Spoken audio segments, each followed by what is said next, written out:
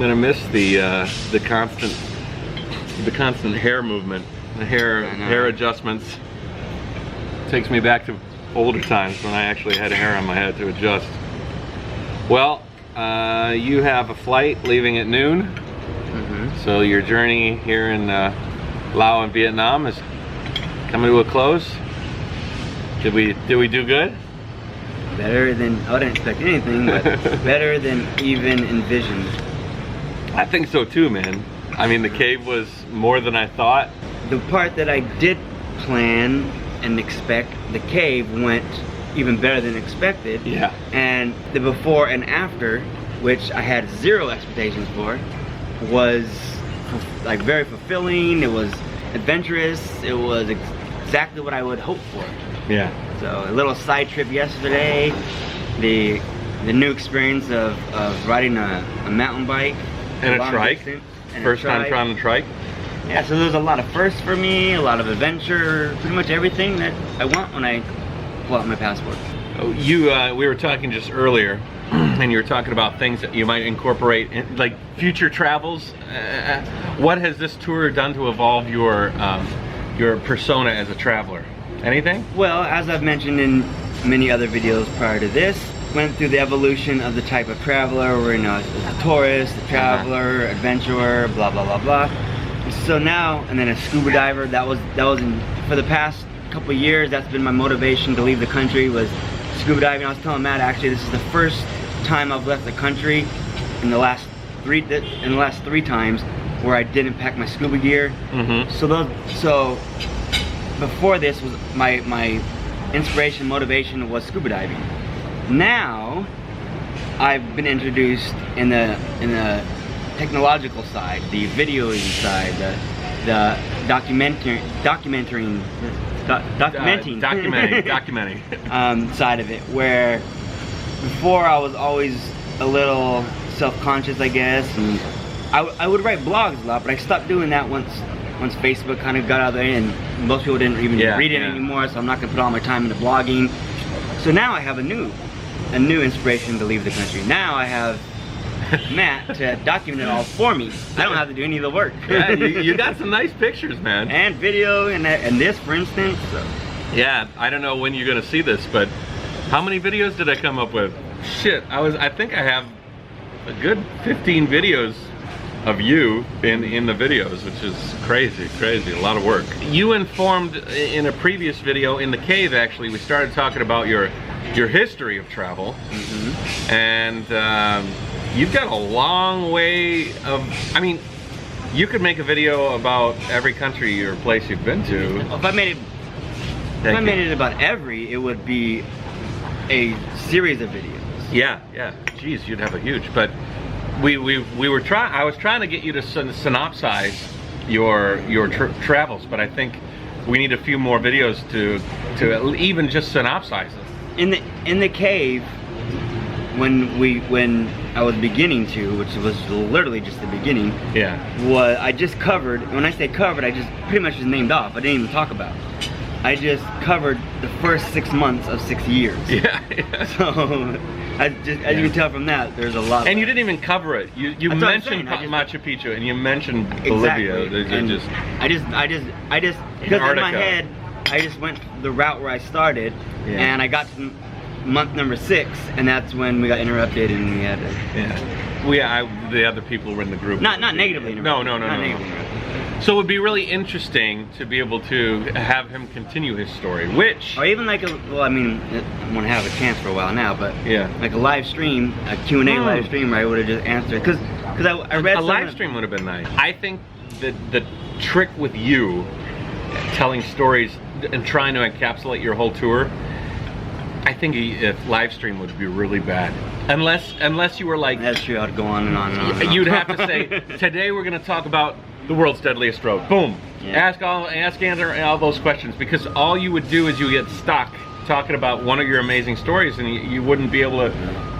You know what I mean? I have a good story about my first experience with cocoa leaves. Cocoa leaves. My face felt like this fat. Like cocaine. Yeah, the raw component. Well, that's what they give you when you go to Peru, because the high elevation. Oh. And I went on a horse riding through the mountains. Yeah. And our leader, our guide, a cool guy, he asked if I've ever had any, and I said no, I've heard of him before. And I basically just imitated what he was doing. It was like chewing tobacco, and he put a big wad in, and when he saw what I did that, he laughed. Oh, and you're he in said, for a ride. Yeah, he said, tell me how that's gonna feel. And 5 minutes later, my face was tingling, and I felt like it was this big, and I was kind of worried, but he was laughing the whole time. Yeah. But I guess it just... He was high on cocaine. Your first time you put it in your mouth, you feel this. Then I became addicted after that. Really? Oh my... Well, not like my body craved it, but I like... You kind of enjoyed my whole entire... you had a leaf in your mouth. My whole entire... Not a leaf. It's like chewing tobacco. You get like... Put it in there, and you just suck on it. Okay. And you suck. Yeah. I don't know. What's it taste like? Is it like... It tastes like leaves. Is it, oh, it just tastes like leaves. It doesn't... Does it numb your mouth? Like the first like week, Novocaine? Yes. Well, the first one, yes, absolutely. Okay. But after a while, that wears off, and now it's more of a. They do it because it's supposed to make you feel, you know, whatever the nauseating feeling it gives you. But that's not why I do it. I did it because it was actually it kept my mind off it. Yeah. Because it gave me something to do when I was hiking. Yeah. I mean, how long is the hike? Like Well, the whole 4 hike? days. 4 days. That's a long time. Yeah. And it's straight. on trail. It's 3 days. But it's unlike the cave where it was, you know, you stop, take Adventure. It was pretty much from the sun up to the sun down you're hiking. No. Yeah, you know, that was interesting about Sondong Cave. It wasn't as arduous as I thought it was going to be, No. but it was action-packed. You know, like there was different stuff at every stage, and it was like going from one country to another country to another country. There's different things to look at every time. Yeah, some of my friends back home, they were asking me like what I thought of it and what I'd recommend, and this is the takeaway from it. If you're considering doing it and you don't know if you're fit enough or you're well in shape, it's not. You don't need to be cardiovascular wise. You don't need to be in shape like that, but you need to be limber. That's the key. Yeah. Because you're a lot of Rough terrain. and stretching your leg to get to this foothold, Yeah. and then you're stretching real far. And you're going over boulders. So you have to have good balance and very agile. Dexterity. Yeah, that's the key. It's not the, you know, don't go running for miles a day to get your cardiovascular. Yeah. That does nothing. It's being limber. Yeah. I've always been pretty good at like rock to rock and like Yeah, that kind of stuff. Everyone on our tour did great. The one person that had difficulty, Sue, it was strictly because she wasn't limber enough. And mental. Like she had to push herself through a couple of moments. Right. Which was awesome. Like I found the Great Wall of Vietnam, which is supposedly The most difficult. I found it more fun than anything, but Yeah, it at was the great. same time, like I had decent upper body strength, because the thing with that is for the whole time you're basically pulling. Yeah. So your upper body strength is kind of important on that. And I was kind of just like jumping around. I found it kind of. I was good. I mean, this guy wanted to abseil like so much, you know, and so like I think this was like sort of that was sort of the closest you could get to that thing that you really wanted to do. Yeah, so that's a good point. So like for example, when we swam in that chasm, that was like your riverboat. Yeah, right? that was cool. The one thing you really wanted to do, and then the mountain was it was like a compromise. Yeah, it wasn't as good as the boating, but it was like it checked the box halfway. I got to go in a cool little water. What would you call that? Chasm. It was a chasm. like a chasm, or very thin. amazing. It was like and it was deep. You had a full-on swim. Yeah. It wasn't like you waded in it. You full-on had to swim. And the water was cold, colder. Fully than clothed, by the way. Yeah. Shoes, everything. Yeah, the whole nine. Well, I don't think it was this cold, but they said it was like 18 degrees. Did you see that rock I almost impaled myself on? Like I was looking at the camera and they're like, look at that rock. I didn't see it, but I know what you're talking about. That was like a knife, and it was right in my forehead. Yeah. It was at the beginning, right? Could have been a bad time. Yeah, it was at the end of the beginning, because it was just went up and down. Yes. I know that. Very cool. I know the rock. So 1 to 10, Sondong Cave? 10. 10. For sure. 10. And that's saying a lot. That's saying a lot. I don't give much. If I want to be, if I really want to be specific, not specific, that's the word. Critiquing? If I want to give it a serious critique, I'll give it a 9.8, 9.9, because I really give anything 10, because everything could be better. Anything could be better. Yeah. But it was so close to perfect. Yeah. So close. And on a scale wise, if I would give Antarctica used to be the bar I would set for things like that. I would give Antarctica like a 9.5, and I would give this a 9.8. Wow. As far as like worth the money and what I'm gonna take away from it, and the confidence I tell people you gotta do it. Antarctica and Sundong Cave are the two benchmarks. They're benchmarks. Yeah. So you have a long story to tell to finish the rest of the 5.5 years of that you didn't finish. Yeah. You finished a half a year worth of your travels, and not even good enough. Yeah, not even good enough. All I did is rattle just it off. spitballing. So when are you gonna come back and we'll finish your story?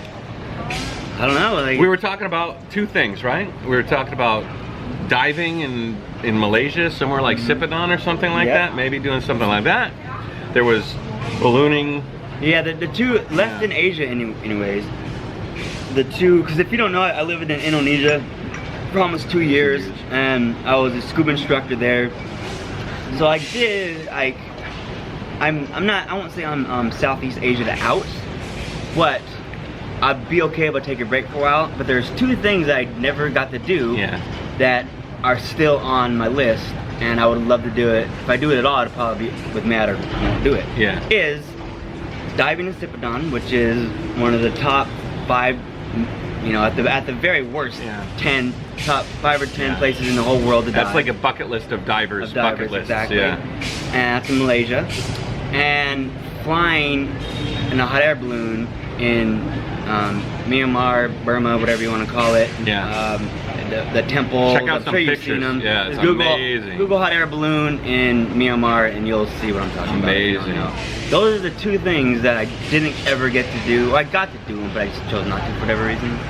But in the next 2019 to early 2020, those are good possibilities. So basically, Matt here, he's gonna go back to Vegas, go back to work, his daily life, you know, hardcore stuff, documents, Excel spreadsheets, and all that shit. And then eventually, you know, when he's burnt out of that, you know, hard rigmarole rat race life, 9 to 5 life. you know, file cabinets and book reports. He's gonna come back and TPS reports. TPS reports. You know, when he's taking the sledgehammer to that copier machine, he'll be like, "I need to give Matt a call. Where is he gonna be?" Yeah. So he'll come back and finish his story, and we'll write some new ones. I like the hot air balloon idea. My hot air balloon idea is two plus years away, so that might actually be another time you come back. You know, who knows? But the hot air balloon is something. You know, my dad. That was something my dad really wanted to do. So, like, I would love to take a hot air balloon in his memory somewhere amazing. But there's a commenter on the last few videos that you have a connection with. Oh yeah. Is that weird? And then as I just said, I was a scuba instructor. Yeah. Living on segue. the Gili Islands in Indonesia from 2015 to 2017. And as you can imagine, during those 2 years, I came across many people. How many students total, including the day dives? Like 300, 400 students? I mean, either that I was there directly my students, or I was assisting another instructor. Well over 300. Okay. But my certifications alone, from all kinds of certifications, roughly around 100. But that's not even including DSDs, which is Discover Scuba Diving, which is only a one-day thing, which is not even really, you're not really certified in anything, so that doesn't qualify. Yeah. Like if I would put up my patty sheet of my certifications, my DSDs won't even show up on there. Okay. Because they're not logged in. Yeah. If you count those, we're talking close to 1,000. Yeah, lots and lots of people. And I get this message, comment. It was a comment on one of my videos. You remind me of my instructor when I was on the Gili Islands 2 years ago, 4 years ago. Yeah, which is when he was an instructor. And I thought about, like, that's when I was there on the Gili Islands, and if I remind him of him, then maybe there's a good possibility. So I asked him, you know, do we know each other? And he said, yeah, I was in Blue Marlin. I was like, one of the dive shops I worked at was Blue Marlin, and I said, well, I had short hair back then. He goes, yeah, you had short hair. I'm like, what a small world. What a small world. We figured out Did you ask him how he found Jayoe? Like, no, I didn't ask him that. I wonder, son of YouTube, right? Son of YouTube, Son of YouTube. Did you find Jayoe and then see Matt? Or did you know Matt was coming to my tour somehow? No, I don't think that was it because he didn't know who I was until... He didn't know until you explained? Right, yeah, because he just said, you remind me of... No way! That's why it's crazy. I thought he was being sarcastic. No, like, you kind of we- remind me of, you know... No, we figured it out via our communications. Wow, that makes it even weirder. That's why I was weirded out the whole time. Holy moly. You never know. The world gets smaller and smaller when you travel. The Jayoe Nation is a small continent. Yeah. That's amazing. Well, you're gonna have to come back and you know, find some more people that you have some like connection with. Yeah, I mean, I've come across a lot in the last 6 years. So. Yeah. What do you got ahead of you? You got a flight to Seoul and then flight to LA. 2-hour layover, flight to San Francisco, and flight back home to Las Vegas. How many hours? All together, about 22. And how much of that is flying? 16? 16 probably in the 18. air? 8? Oh, so you don't have very many layovers. Not as much. I have a 2-hour layover in Seoul and like a 3-hour layover in San Francisco. Okay, okay. But on the way here, you had like a, it was a hellish. It was a 38-hour flight on the way here, and it's only 22 hours on the way back. Yeah, that's not bad. Well, safe flight, my friend. Cheers. Matt will not start up a YouTube channel, so unless you see him here, he's my only outlet for a YouTube channel. Yeah, but you have I Instagram. have Instagram and I have Facebook that I'm both pretty active on. You say it at the same time. Yeah, we're finishing each other's sentences. My saying has been for the longest time, I'd rather be heard than seen. I used to write a lot of travel blogs and put them on my Facebook. I even had an own page. But as time goes on, people are less inclined to read and they just rather watch. So I decided not to put all my time and effort into writing blogs anymore because vlogs is the way that it is. Yeah. And I don't feel necessarily comfortable in front of the camera, and I don't know all the technological stuff that this guy does, so I'll leave it all to him. It's a long road in order to like get to the point where you're happy with your videos, you know what I mean? Like you're starting from zero, it take a long time. And it's expensive. Buying cameras and a trike, you know. I'm good with just right here. This is my everything. So I'll leave his stuff in the description below. It is kind of funny though that if they do follow you on Instagram, you'll have like you were talking about this yesterday. There's like puppy dog, like, but that's basically he's a huge chunks of time where it looks like he just disappears from the face of the earth. Right. Amazing adventure, nothing. Amazing adventure, and nothing. A few dogs sprinkled in, peppered in. So if you like his dog, it's a very nice dog. Yeah, my dog and traveling pretty much encompasses my life. And that's cool. All right, man, it has been awesome. Yes, indeed. This is, you know, I was a little bit nervous, like whenever you have a good friend and they end up going with you on a journey, like you came to Kathmandu, but I was ready to go. Like that was just a little thing. So I haven't, you know, this has been really great. I wish that you were a little bit more excited about cycling. You know, but hey, it is what it is. It is what it is.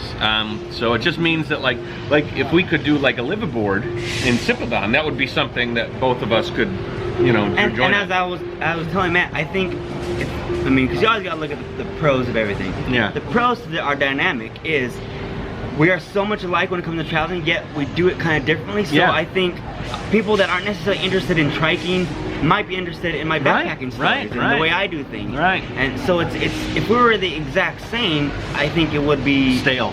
Yeah. Stale. It's just we're too much. Yeah. So I think the benefit of it is I can add something to the channel when I do come that isn't trike related.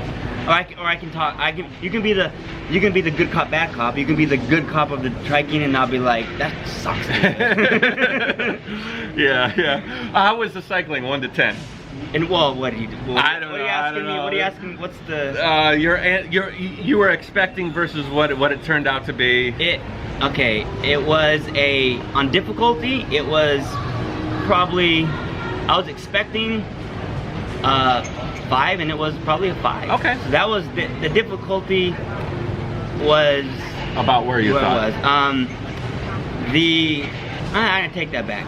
The beginning of the difficulty was what I expected, but because I've never had such a long distance, I didn't think I would be so over it by the time we got to where we were going. Let's put a caveat there. It's not like you were sore, like muscle sore. You were just sore as in like saddle sore. It like, was, and it wasn't my cardiovascular. It wasn't like you couldn't keep riding. It Oh wasn't my me God. not being in shape. It was my body and the position that I had to put my body in for so long was not adapted to what I was doing to it. It was my shoulders, my neck and shoulders were killing me. Yeah. My lower back, and the whole time my triceps were like flexed. Yeah. In order to make me from not falling over on the handlebars. Yeah. So I was completely tense for 6 hours straight. Yeah. And that's what made it the most difficult, was weirdly from my waist up, not from my waist down. Yeah. And maybe down the road, a better bike, maybe if you had a better bike, you know, maybe we could try a tour later on and we could see.